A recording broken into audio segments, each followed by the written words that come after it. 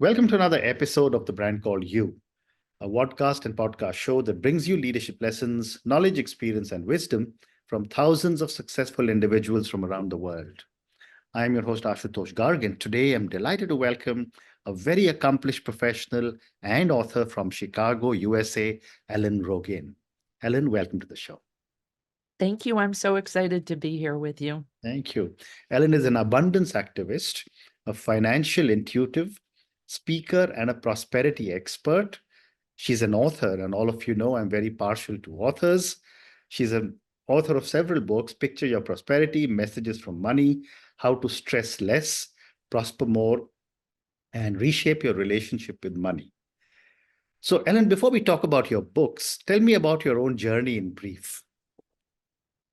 I started my professional career in public accounting and then quickly knew I didn't like that and moved into being a financial advisor, where I worked for about 28 years. Mm-hmm.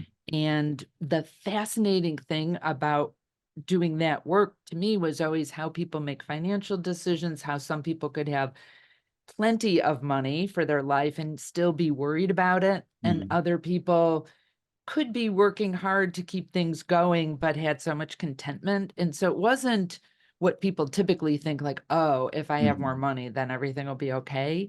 And so that was what I did for many years. And I left that business because I felt like I really wanted to have a bigger impact with people that couldn't sit across the table from me or even across the screen now, and wanted to help ease people's angst around money.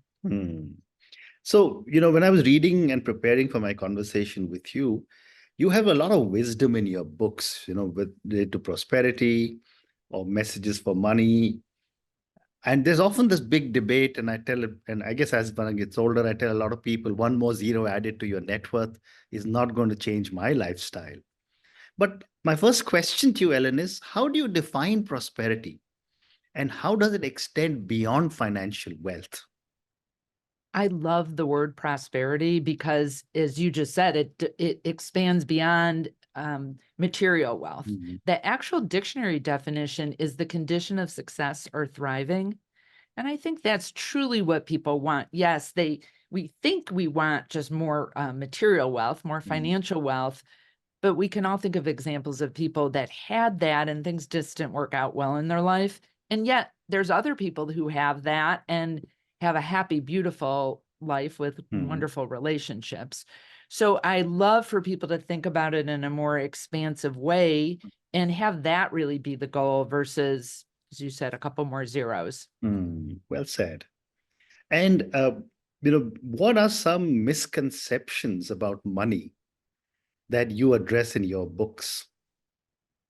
Well, I see that people think about money as really only being in the material world, and think about the things you are supposed to do to handle money, like have a budget, have smart investments, and be a good saver, all of which can be super helpful. So I'm not saying that.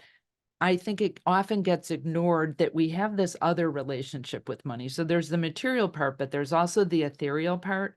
And that's the part that relates to what we believe about money, what we think and say to ourselves about money, how we are generous or grasping onto the money that we have. So there's this whole other realm that actually, I believe, feeds your ability to be materially, financially successful when you are able to handle more of your beliefs about money and truly have a beautiful relationship with money. Fascinating. You also talk about reshaping one's relationship with money. So my question to you is, what does a healthy relationship with money look like? I encourage people to think about their relationship with money as if it were a personal relationship. And so whether it was a romantic relationship or a really good friend relationship, to think about, like, how are you showing up in that? I sometimes people think about their relationship with money, expecting money to show up in a certain way for them, but they're ignoring how they are showing up. So if you think of this as a metaphor, I actually believe we do have an actual relationship with money, but if that's not what someone believes, it's a super helpful metaphor. Are you someone that is caring for your money? Are you trusting? Are you worried all the time? Are you clingy? Do you ignore it totally? Do you outsource it to someone else? Do you just look for a hookup with money and expect it to show up when you need it and then don't pay any attention to it other Yeah. times? Very interesting and great examples. Thank you. So my next question is, given all the research you must have done for all your books, what is the biggest challenge you see people facing when it comes to money, and how do they overcome it? The biggest challenge I see people facing when it comes to their money is the fear that can seep in. This scarcity versus abundance thinking. Would it be helpful if I explain a little bit? People have heard those terms. Okay, so scarcity thinking tends to be fear-based, worry-based, aggressive competition. Like, so for me to win, you have to lose. It can also show up in ways that we can be envious or jealous of other people. So let's say something really good happened to a friend of mine and they got a new business deal. And part of me might be excited for them, but another part is screaming, why isn't that me? Or sometimes people be judgy, like, oh, well, it's because they don't have any ethics or blah, blah. They work all the time or some other way. That is all in the scarcity world. Abundance thinking is collaborative. It's generous. It's optimistic. It's expansive. There's more than enough to go around. And another way I think it's helpful for people to think about this. So about 7 years ago, my husband did an Ironman competition. And for those of you who aren't familiar with that, it's a triathlon on steroids. Yeah. So first they swim 2.4 miles, then they bike 100 and I think it's 112, it could be 120, and then they run a marathon.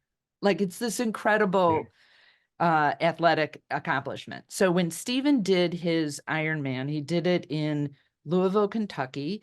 And the swim, he swam in the Ohio River. Now, Stephen's a good swimmer, but he did phenomenally well for his age group, way better than he thought he would do. And part of the reason that is because they were swimming with the current. So I like to think of abundance thinking as swimming with the current. It's just easier. And scarcity thinking is swimming against the current. Now, I often ask audiences when I speak, can you do really well and go against the current, have scarcity thinking? And the answer is yes. But why would you want to?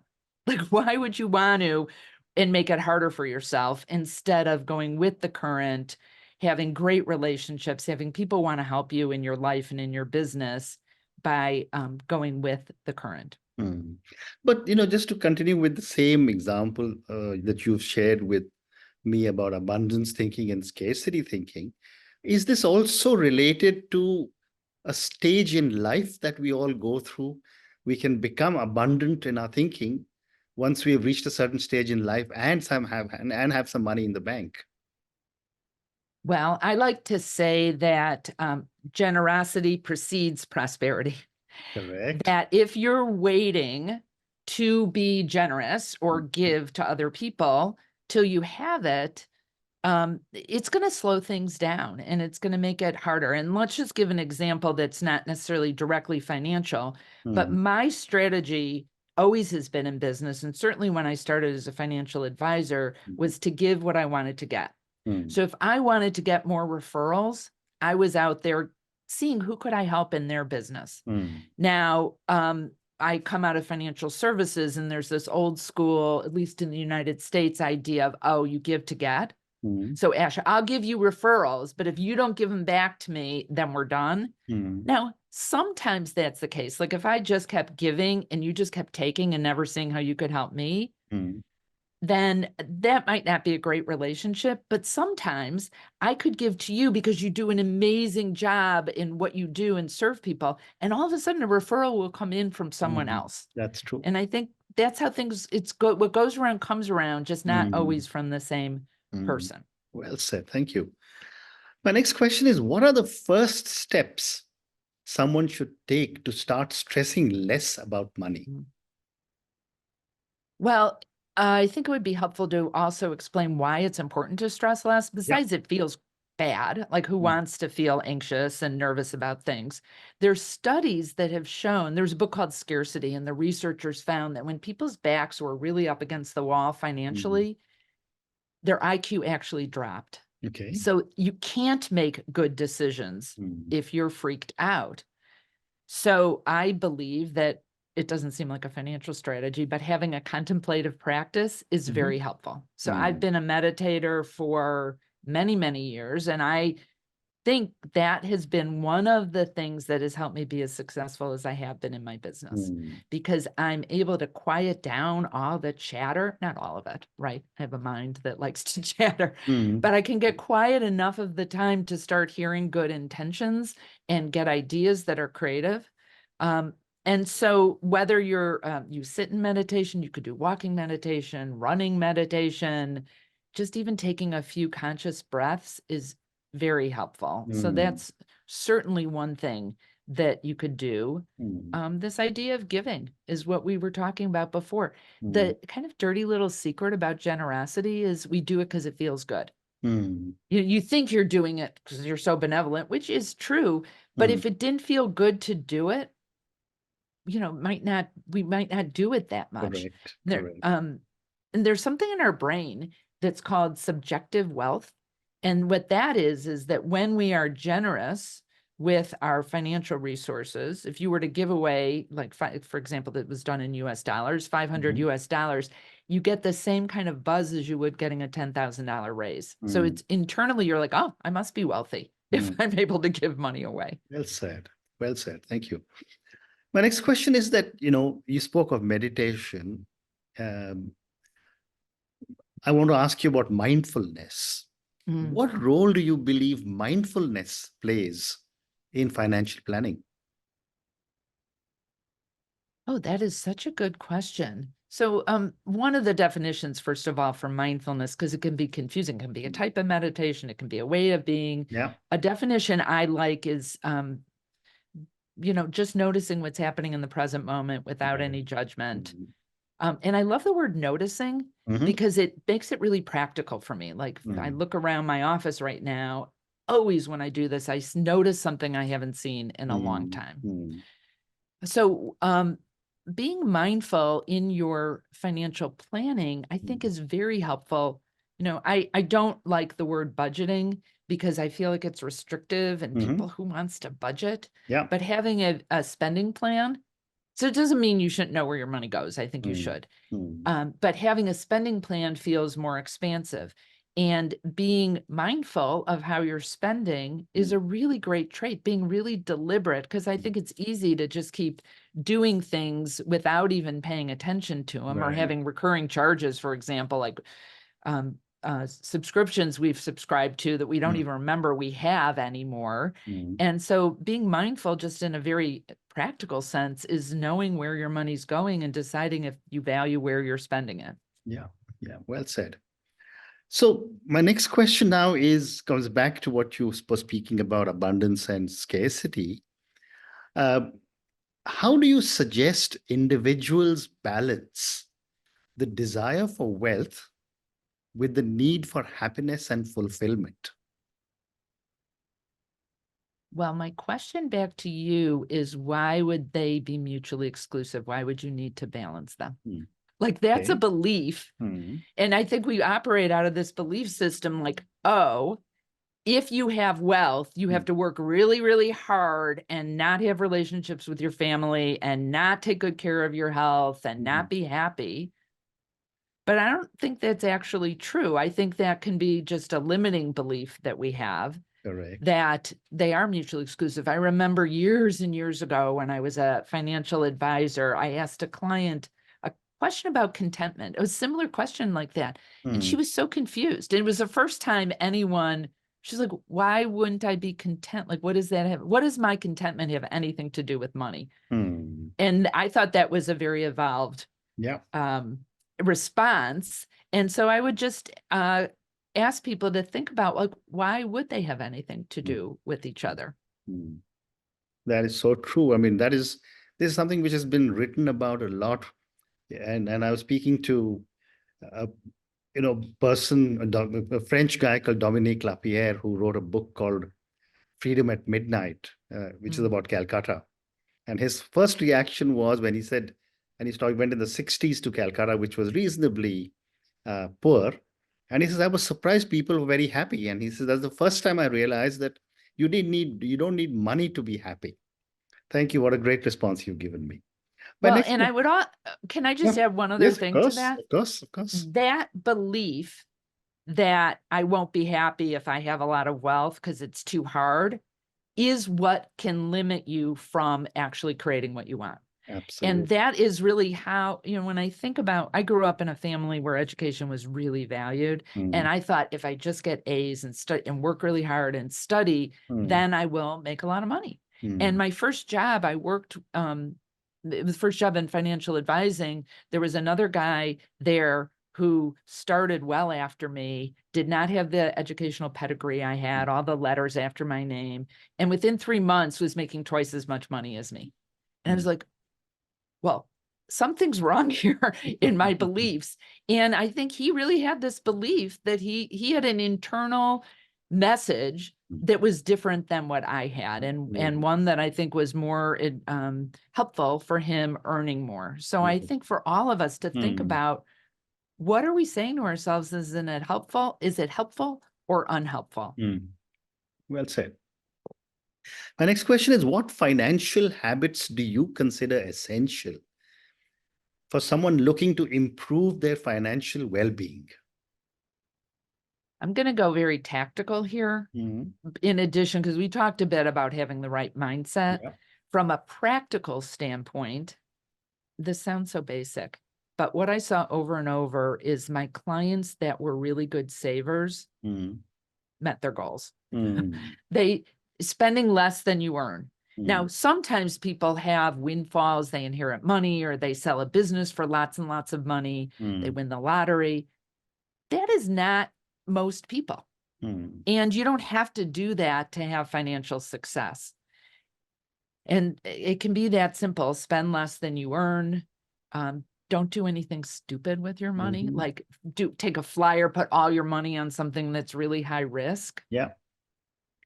And be generous. I know that it doesn't sound like sexy answers to that question. No, but I think it can be that they're basic. real answers. Absolutely. They're real answers and very wise answers. So my next question is, how do you integrate ethical and socially responsible considerations into one's financial planning?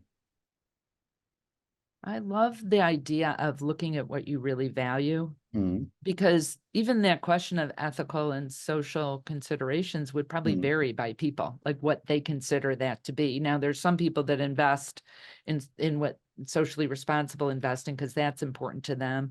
Other people, we talked about on the on the spending side, looking at your values.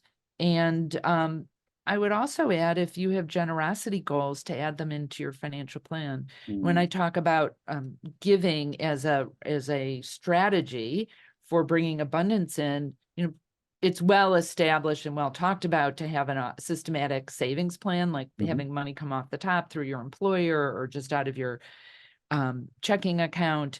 But having a systematic giving plan can also loosen your grip on being worried about money, and it may hopefully align with your social values as well. And how can parents teach children about money in a way that sets them up for prosperity? I love this question, and I would encourage parents out there to start even before you think your kids are old enough to start having the conversation. And if you haven't done that, don't think it's too late. We develop our attitudes and beliefs about money at an age much earlier than we could possibly imagine. Right. So Bruce Lipton, who's a cellular biologist, says between conception and age 7 is when we get a lot of our subconscious beliefs, and that includes your money beliefs. So being conscious of how you're talking about money in front of your children. Are you fighting about it with your partner? I have lots of people who I do consultations for now who will tell me about their money upbringing and say things like, this one woman told me, she goes, her dad kept saying, what do you think, you're a Rockefeller? Like every time she Mm. wanted something that seemed, like a lavish. Yeah. And she was like, why can't we have a pool? And maybe they couldn't, but he kept saying that. And sometimes we hear good things that are helpful from our parents, and sometimes we hear things that are limiting. I would also recommend that parents start an allowance for their kids at a young age, if you can afford to do that. So when our kids were 5 years old, we started giving them allowance, and we broke it into 3 parts that were based on our values and what we believed. Yeah. There was a part for saving. So they put it in their piggy banks or their wallets and eventually a bank account. A part for spending, so they could learn to spend on things that were important to them. And we were kind of hands off with that, unless it was something really unethical, like they weren't buying drugs or weapons at 6 years old, thank God. Yeah. But they could spend on what they wanted. Even if I didn't think it was valuable, I wanted them to make that decision. And the last part was for giving. And so we had a pool of money that they could decide to give it to causes or people that were less fortunate than us. Fantastic. And we did that all through high school and college. And then I wasn't like doling out. My kids didn't get, I was kind of a hard on this. And so unless it was a holiday or their birthday, I didn't buy them stuff in between that I didn't think was a necessity. I'd be like, well, save your money for it if you want this other toy or something. And I think they learned they're both very financially responsible. Wonderful, wonderful. So time for 2 more questions for you. My question is, what impact do you hope your books will have on readers' lives? I just got the chills from this question. So I mentioned why I left my practice to begin with, but the real meta goal is that I believe that if people can stand in their power with money, that means practically, emotionally, at their soul and heart level, that they'll stop asking the question, am I going to be okay? And start asking, how much can I give? And when they do that, the world will change. There's plenty of financial resources in the world. They're just not allocated in ways that make things better for other people. Well said. And my last question for you, Ellen. What is one piece of advice you would give to someone who feels completely overwhelmed by their financial situation?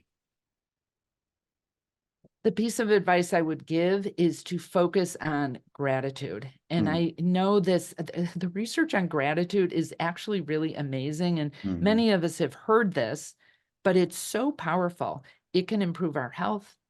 I know it can improve our wealth. So it would be focusing on when things feel hard or they feel overwhelmed, what are they thankful for right now? Is there a roof over their head? Is there food in their refrigerator? Is their health good? And I really love it. And money tells me this all the time when I'm doing consultations for people, that it likes when people are also grateful for their financial resources. I'm grateful for the money flowing into my account from my job. Also a beautiful thing to be teaching your children. And I think it's a really good financial strategy as well. Wow.